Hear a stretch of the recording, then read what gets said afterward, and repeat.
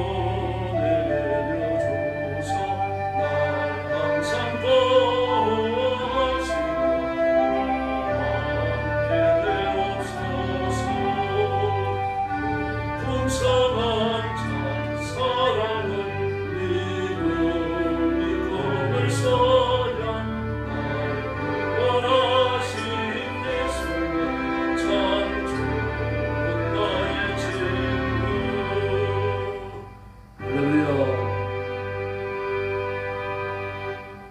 91장 부르겠습니다. 91장입니다.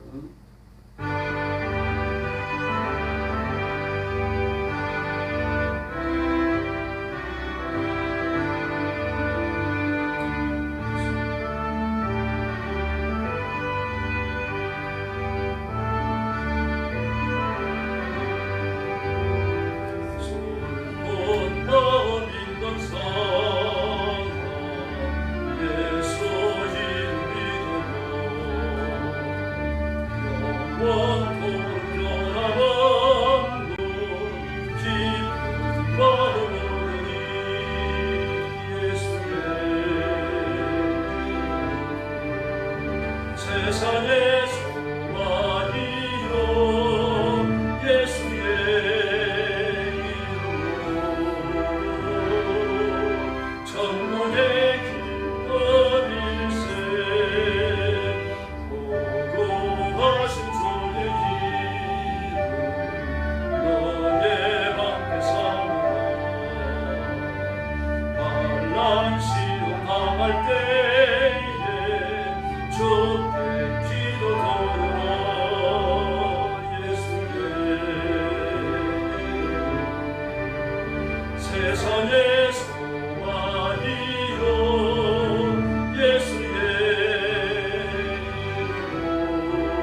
이름으로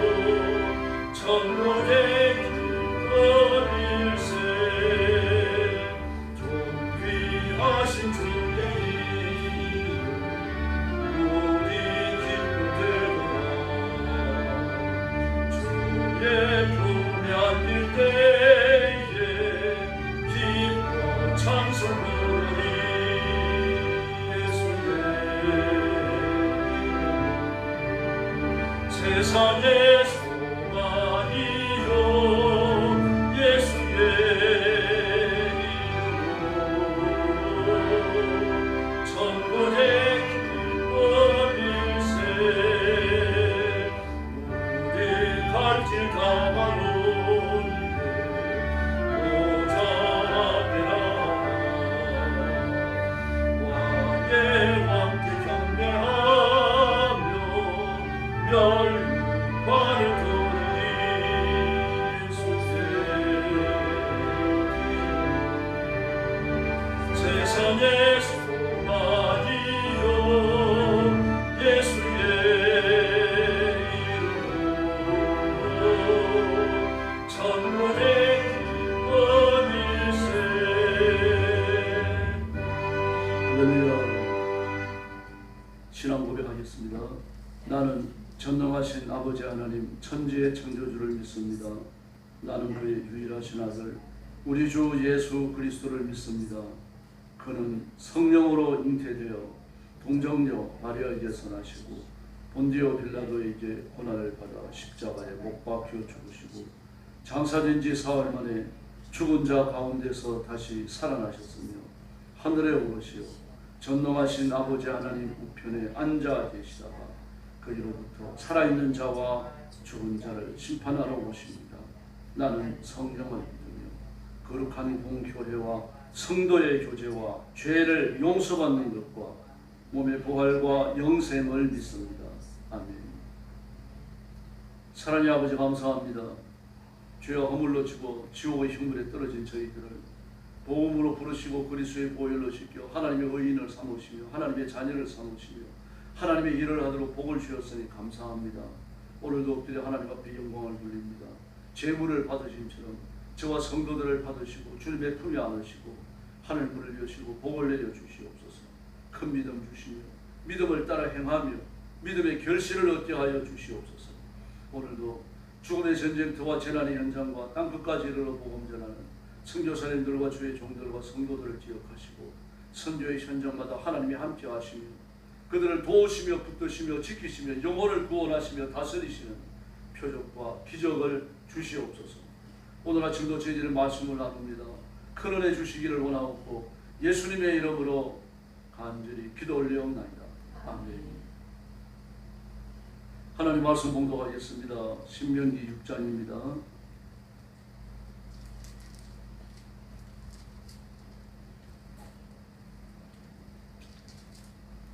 1절 말씀부터 제가 먼저 봉독하겠습니다.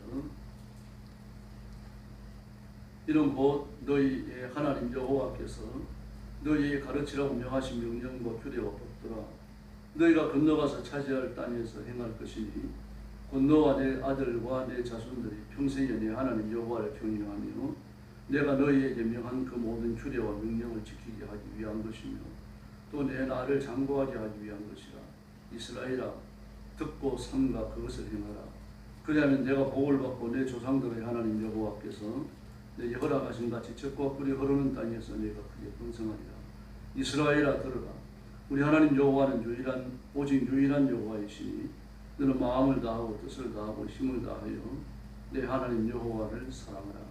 오늘 내가 네게 명하는 이 말씀을 너는 마음에 새기고 내 자녀에게 부지런히 가르치며 집에 앉았을 때이든지 길을 갈 때이든지 누워있을 때이든지 일어날 때이든지 이 말씀을 강론할 것이며 또 너는 또 그것을 내 손목에 메어 기호를 삼으며 내 미간에 붙여 표를 삼고 또 내 진문 설주와 바깥문에 기록할지니라.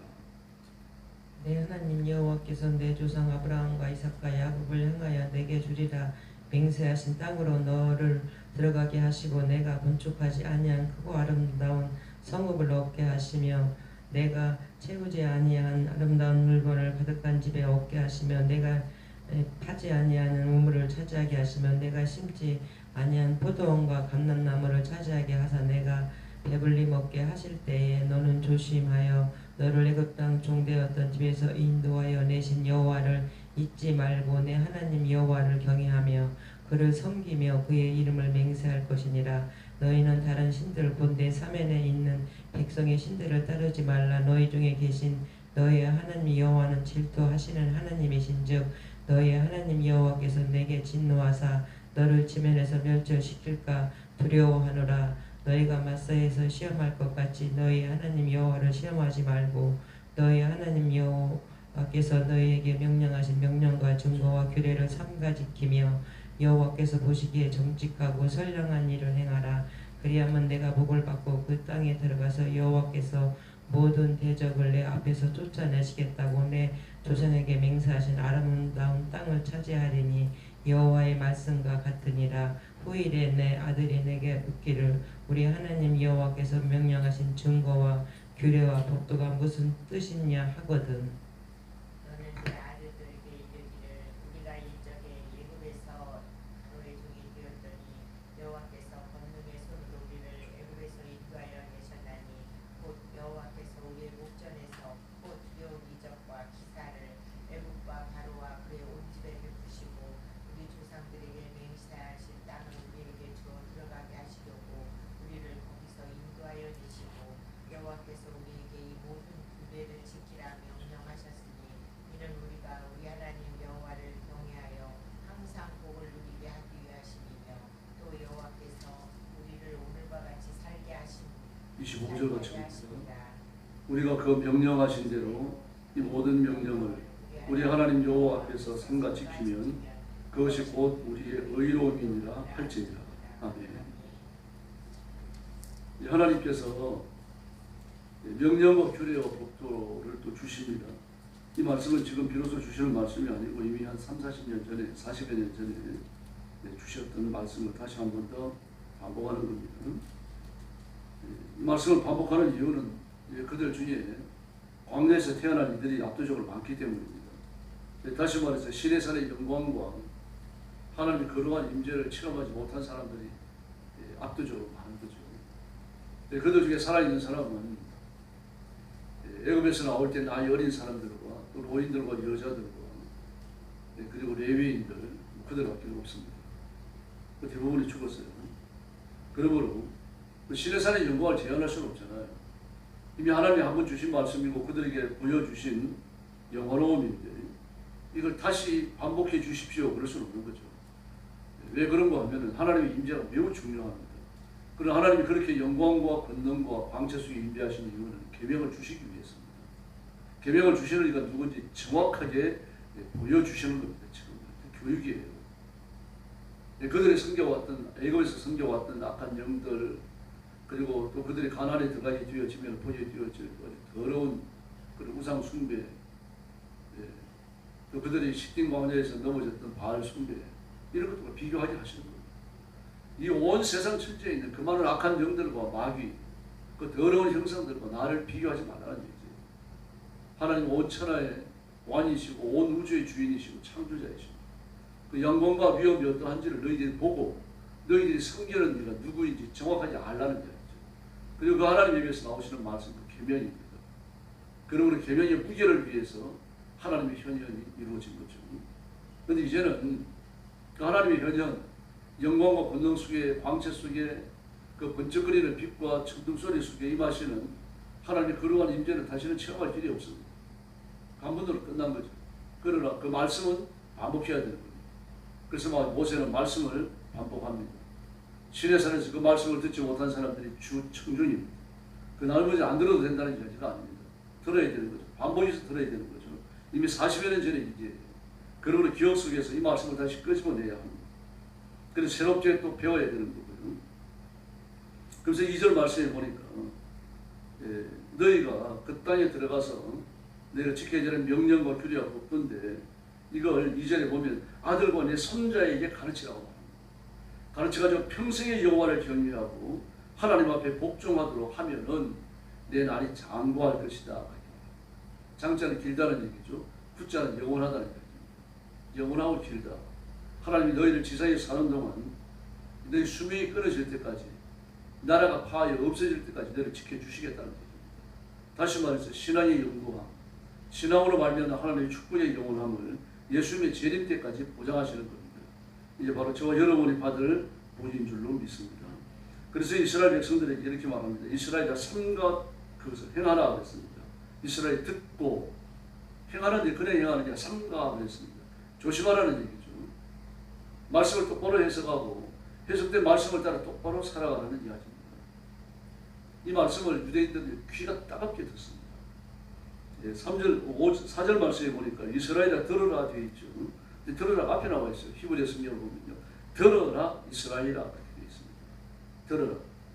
하나님의 말씀을 귀담아 들으라는 이야기죠. 우리 하나님 여호와는 유일한 여호와이시되 유일하다. 이전에 이 말씀이 안 쓰였어요. 근데 지금 유일하다는 말씀을 탁 집어갖고 쓰고 계십니다.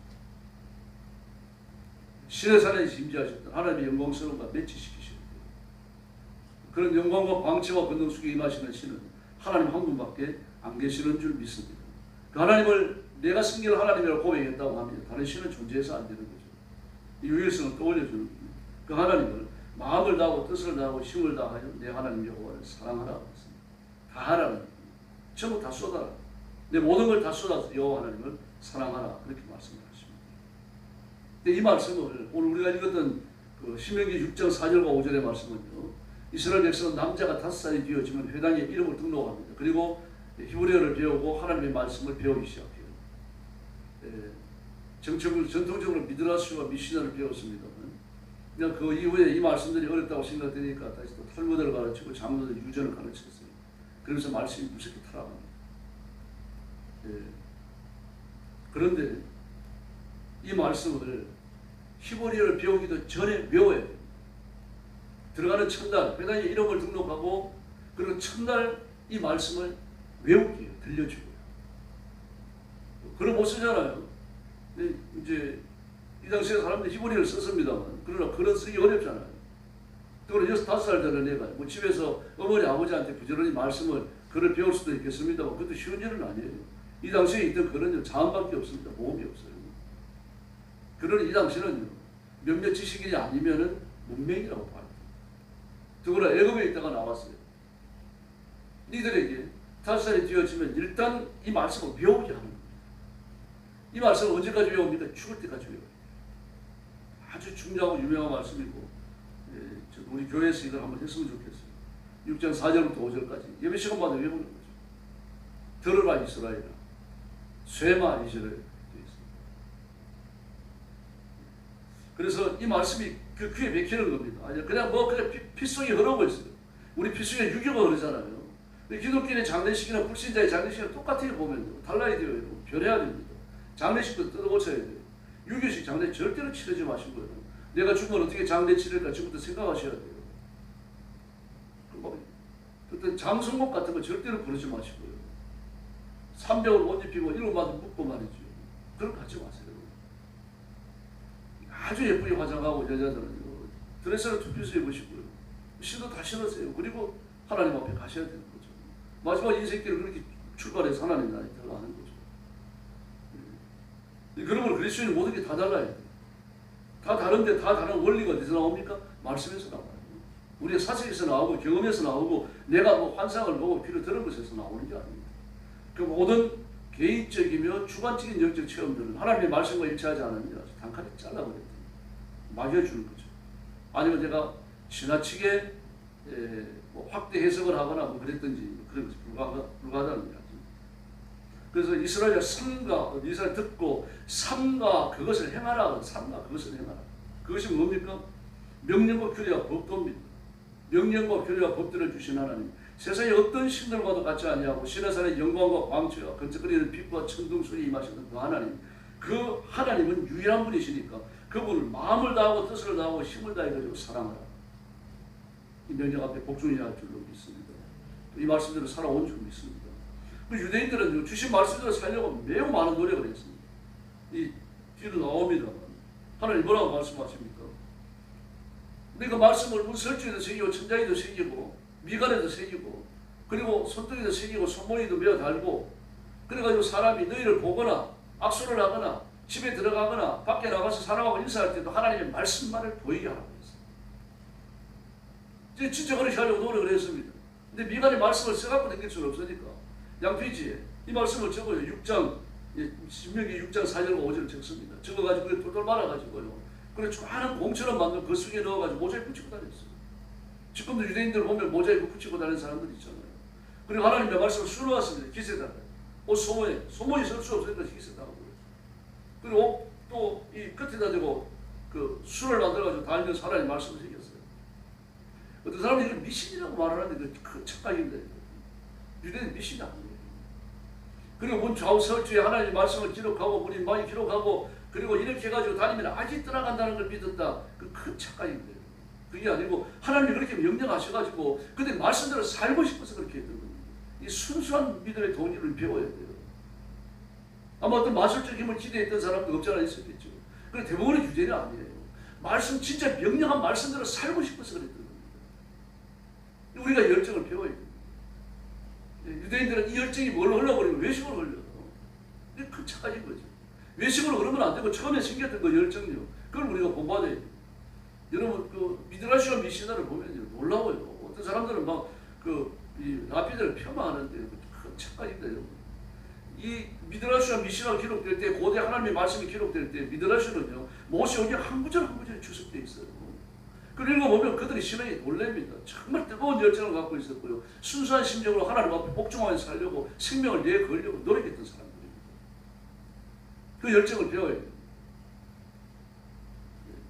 그래서 오늘 이 말씀을 우리가 귀담아 들어야 되는 겁니다. 삼가 행하라고 삼가 생각하라. 근데 신명기 28장에 보면 삼가 듣고 그럽니다. 삼가는 조심하라는 말 아닙니까? 이게 집중하라는 얘기입니다. 딴 생각하지 말라는 얘기죠. 딴 생각하지 말고 거기에 집중하고 그 말씀만을 듣고 그 말씀만을 행하라 이렇게 되어져 있습니다. 행하는 것 중에 어떤 면이 뭡니까? 여호와 하나님을 사랑하는 겁니다. 내 마음과 뜻과 모든 걸 다 들여가지고 하나님을 사랑하라. 나중에는 뭐가 나옵니다? 생명까지 나와요. 이게 최고의 계명인 줄 믿습니다.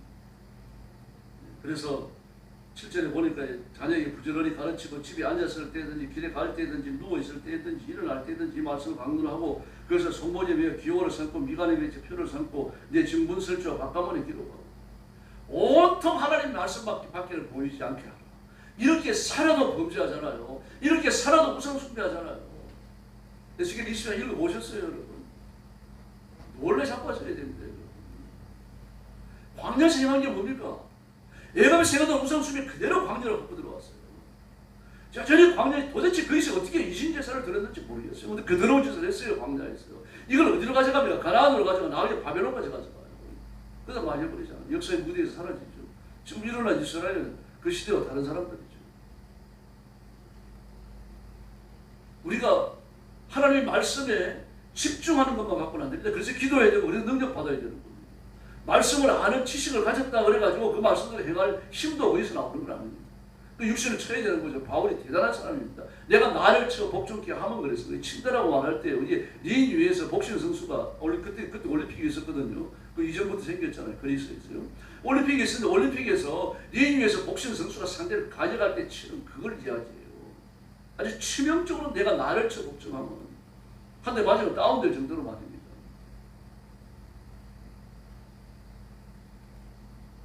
내가 예수 죽인 것을 내 몸에 짊어지면 전부 다 같은 말들입니다. 내가 먹지 아니하고 자지 아니하고 뭐 먹을 게 없어서 안 먹고 잠잘 때가 마땅치라고 잠 못 자 그럴 때도 있었을 겁니다. 그럼 그 말씀의 추기형을 보면 재기형을 썼어요. 재기형. 스스로 먹지 않고 스스로 자지 않고 이렇게 있어요. 금식과 철학은 말입니다. 그 고생스러운 전도 선교의 행군 중에서 말입니다. 뭐 돈이나 제대로 답지되어 옵니까 선교원금이 오죽했으면 스스로 장막을 지어가지고 그런 부피를 채우지 않았어요. 그 답지되어 오는 선교원금만 갖고는 모자랐던 거죠. 뭐 제대로 답지됐는지도 모르겠고요. 그럼 어쨌든 고린도 교회나 빌립보 교회 같은 경우는 이 바울을 끝까지 후원합니다. 선교비를 보내면서요. 그 외에도 개인적으로 한 사람들은 적지 않습니다. 뭐 이렇게까지 하면서 하나님 앞에 매달렸던 이유는 뭐라고 말합니까? 내가 전파되는 후에 버림이 될까 두려워합니다. 내가 이렇게 해도 자랑할 것이 없는 거 부득불 해야 될 일이기 때문입니다. 그래서 바울이 놀라운 겁니다. 그럼 헌신의 힘을 다해가지고 하나님 복종이 했고요. 내 이 복종이 말씀과 일치하지 않으면 어떨까? 그 긴장감을 놓지 않았던 겁니다. 만약에 그가 어려서부터 하나님의 말씀을 배우고 토라에 대해 가지고 모세오경에 대해 깊은 열정을 가지고 배우고 이 말씀대로 살기 위한 훈련을 어려서부터 꾸준히 삼가 듣고 삼가 행하고 온 힘을 다해서 하나님을 사랑하고 이 훈련을 해오지 않았다면요, 그건 나이 들어서 그렇게 할 수가 없었던 겁니다. 그러므로 그리스도인은 어느 날 뚝딱 만들어지지 않습니다. 능력 받았다고 권능 받았다고 만들어지지 않습니다. 오랜 세월에 걸쳐서 만들어집니다. 그래서 10절 이하의 말씀에 보니까 불순종을 경고하십니다. 내 하나님 여호와께서 내 조상 아브라함과 이삭과 야곱을 향하여 내게 주리라 맹세하신 땅으로 너를 들어가게 하시고 건축하지 아니한 너 성을 얻고 내가 만들지 않은 그 집을 얻게 되어지고 내가 채우지 아니한 아름다운 물건이 가득한 집에서 살게 되고 네가 파지 않은 우물물을 먹게 되고 네가 심지 않은 여러 가지 과일과 보식들을 추수하게 될 때에 뭐라고 말합니까? 12절에 너를 애굽에서 인도하여 낸 여호와를 잊지 말라. 지금 핍절하게 살면서 하나님 주신 걸 끊어버리면 어떻게 되겠습니까? 하나님이 광야 생활하는 이스라엘 백성들에게 사흘만 파업을 해버립니다. 일주일만 파업을 해버리십니다. 그런데 그 땅에 들어가면 먹을 것이 막 온통 가득합니다. 이 땅이 말입니다. 이렇게 하나님께서 주시는 것을 근근히 살아가고 하나님이 주시는 것으로 바라보며 살아가는 이때도 범죄를 하고 우상을 숭배하고 인신제사를 드리고 온갖 죄를 다 짓는데 그 땅에 들어가게 되어집니다. 온갖 부유하고 풍요한 것들을 다 누립니다.